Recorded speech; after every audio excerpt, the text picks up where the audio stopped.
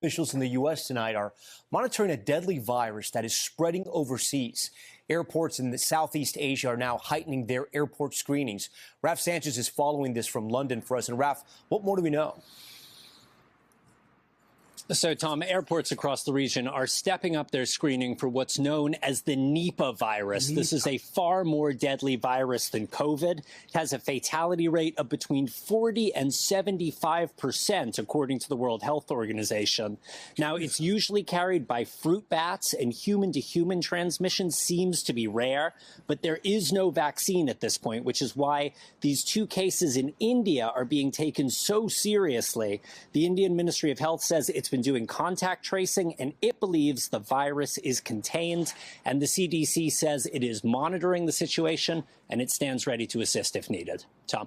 We thank you for watching, and remember, stay up. That was just a short video. Let's get into a more detailed video. Now to a story getting attention around the world today. New developments out of India, where authorities are investigating a virus outbreak.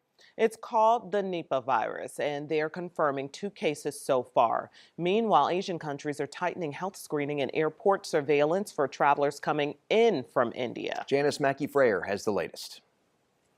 This is a highly contagious virus between humans, and it's often deadly. The 2 cases of Nipah virus were detected in India in the state of West Bengal, but there are concerns the outbreak could spread.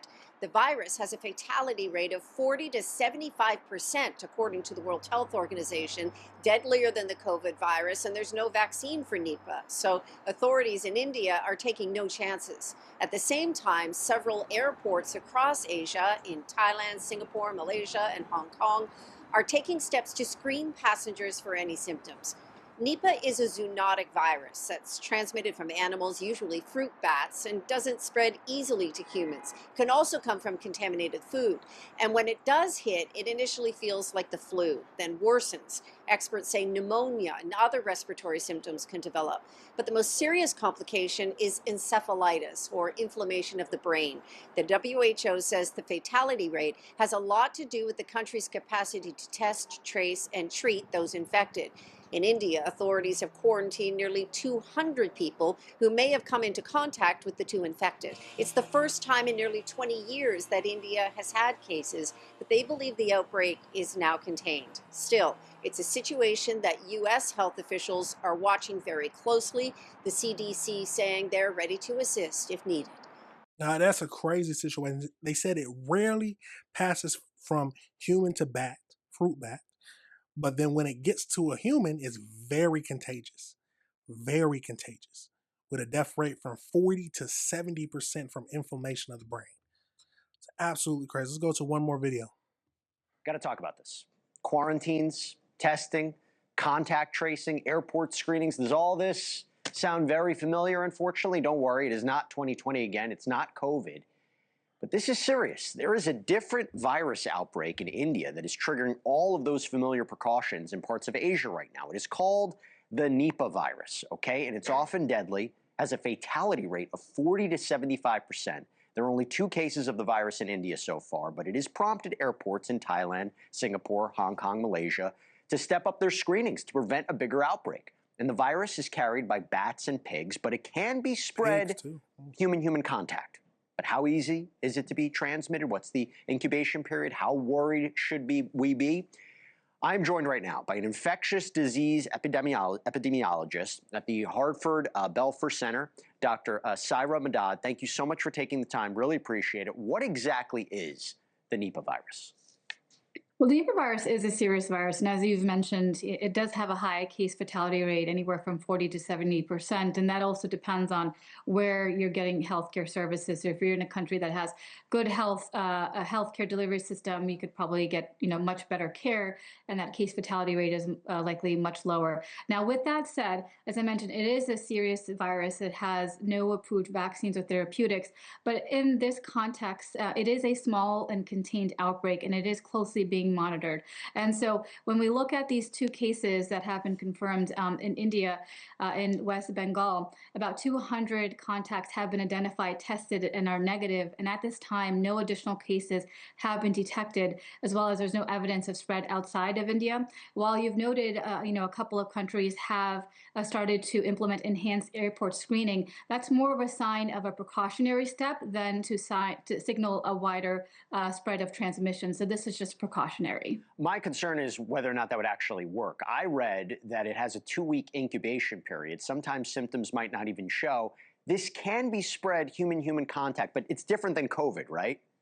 It's very different than COVID. So when we talk about COVID-19, we think of, airborne spread. And, with Nipah virus, it is not like that. It doesn't spread through kind of the airborne route. There are 3 ways of transmission. And so when we talk about the 3 ways of transmission, one is from animals to humans. That is what oftentimes, that is what starts the outbreak. And so coming in contact with an infected animal, such as a bat, or through the foodborne route, meaning that an infected animal has contaminated food products like fruit or even a date palm sap, and then a human consumes that and then gets infected.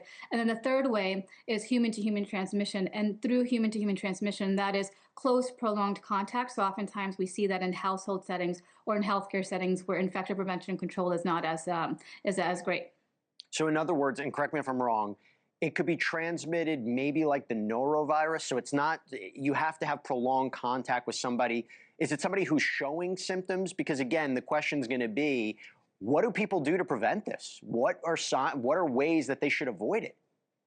Yeah, it's an excellent question. And what's important is because it doesn't spread, as easily through the airborne route like measles and COVID, it is more difficult to get it. But it obviously, you can still get infected if you're in close contact with, any infected animal sources, bodily fluid that's infected, or infected food sources. So with that, prevention really is to avoid these contaminated sources.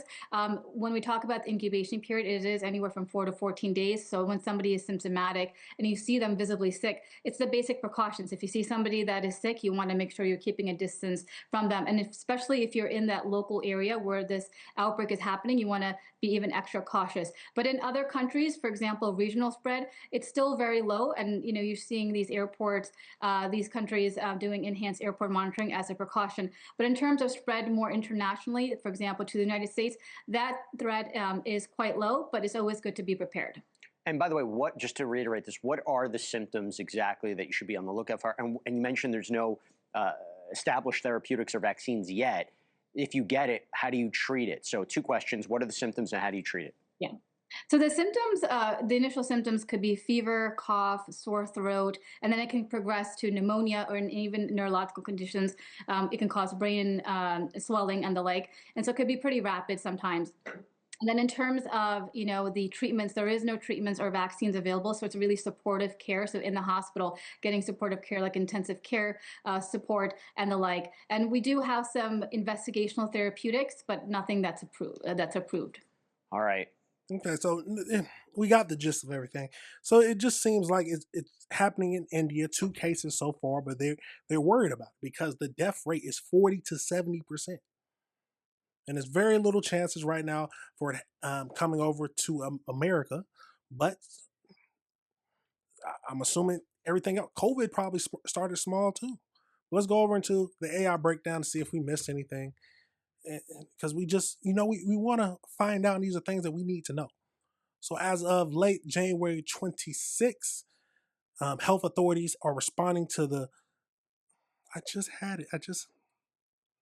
Nipah virus. See, I almost said Nepal again.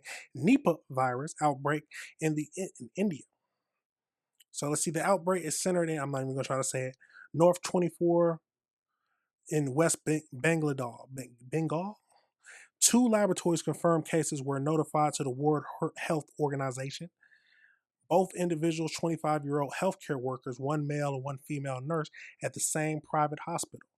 As of late January, the male nurse has shown clinical improvements, while the female nurse remains in critical condition on a mechanical ventilator. Over 190 contacts have been identified and tested. All have been returned negative. That's good.